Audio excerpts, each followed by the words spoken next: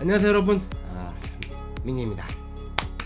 오늘은 오키나와에서 그 셋째 날로 그 3데이 그 유명한 그 푸른 동굴에서 스노클링을 하기로 했는데, 그 전에 그 태평양 전쟁 당시 그 조선인 강제징용 피해자분들의 몫을 달래기 위해 만들어진 한해비를 이제 둘러볼 계획입니다. 자, 셋째 날 출발하겠습니다.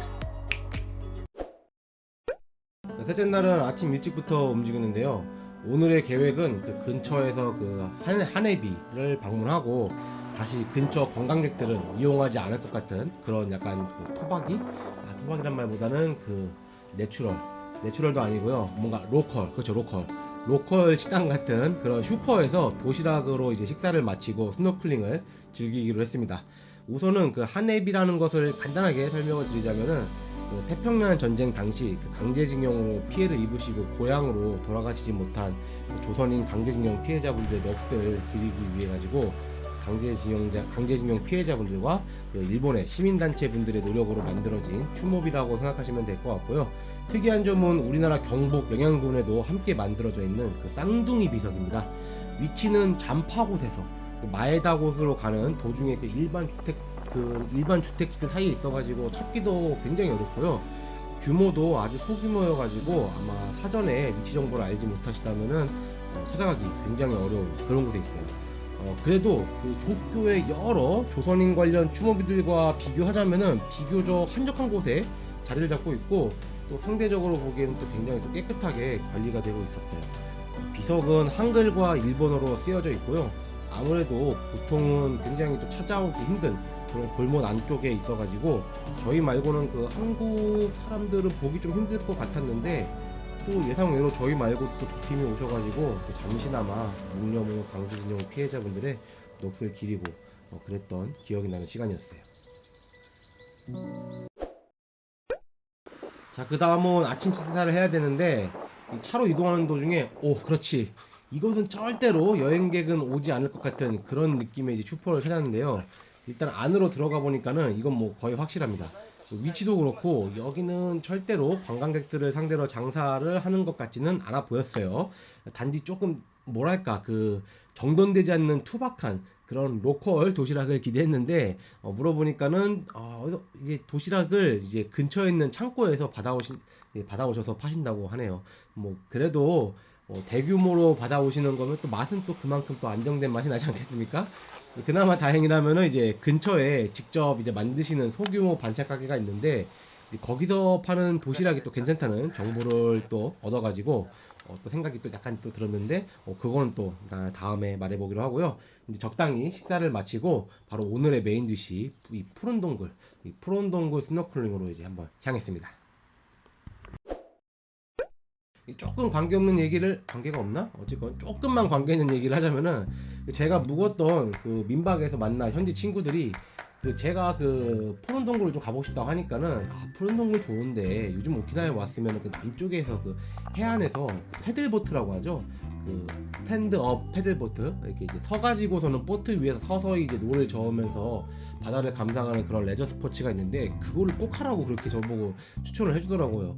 근데 이제 일단은 푸른 동굴을 한번 가보고 싶어가지고 이제 전날에 이제 푸른 동굴을 예약해가지고 이제 가보기로 했는데, 여기서 한 가지 좀 다행이라면은 첫날 민박에서 추천을 받을 때 이 시간이나 가격 이런 것들 좀 걱정을 했는데, 워낙에 유명한 관광 코스이다 보니까는 수많은 업체가 이 게스트하우스에도 이 벽면에 막 광고도 하고 있었고, 또 우리나라 검색 사이트를 통해 가지고 클릭 몇 번을 하니까는 바로 다음날 예약을 잡을 수 있을 정도로 시간이나 가격도 이런 거는 걱정하실 필요가 없을 정도로 시스템이 굉장히 잘 되어 있습니다. 아무래도 이게 경쟁이 여기가 원체 유명하다 보니까 경쟁이 아주 빡신 것 같아요.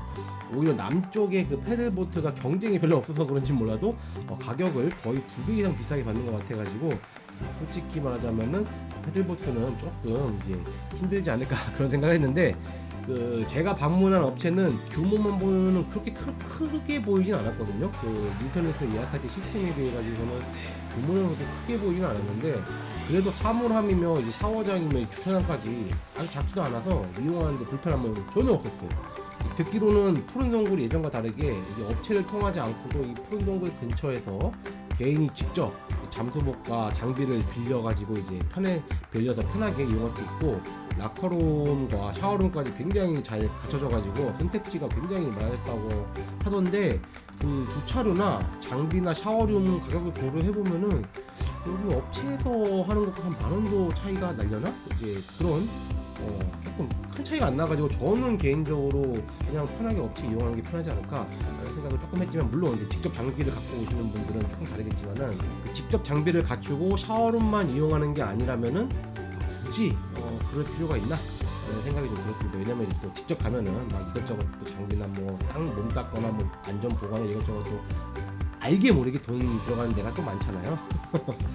무엇보다도 푸른동굴까지 보트를 타고 이동하는 재미를 고려한다면 이제 물론 이 업체도 보트를 타고 갈지 이제 그냥 갈지를 선택할 건데, 저는 이제 보트를 타는 걸 선택했는데, 그런 재미를 고려한다면은 저는 이제 친구들하고 단체로 장비를 준비해가지고 오키나와를 오지 않는다면은 그냥 업체를 이용하는 게 만사 편한 것 같았어요. 그리고 무엇보다도 제가 푸른동굴 근처에서 느낀 점은 여기도 텃세가 있어요.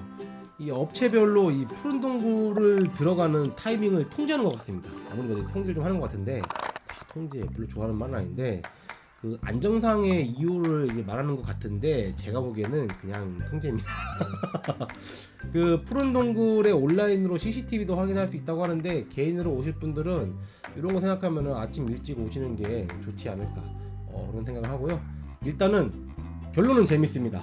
이 원래 물에 떠 있는 걸 좋아하기도 하고, 바로 아래에 이제 그 물고기가 왔다 갔다 하는 걸 이제 보는 재미도 있고, 무엇보다도 안전하게 관리되는 상황에서 이 바닷물과 햇볕이 스며드는 동굴에서 뭔가 그 신비로운 경험을 할 수 있다는 점은 저는 이제 아주 만족스러웠어요. 안전여행 굉장히 저는 일단 좋았다는 말씀을 한번 드리고, 푸른 동굴 한번 살짝 보도록 하겠습니다.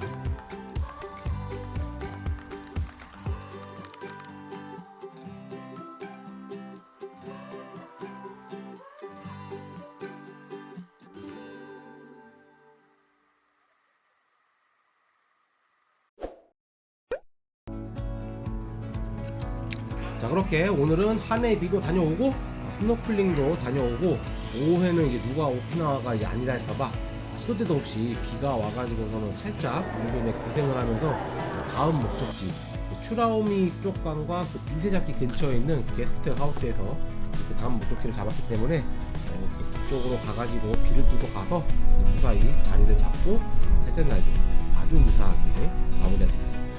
자, 오늘의 영상은 이것으로 끝입니다. 감사합니다.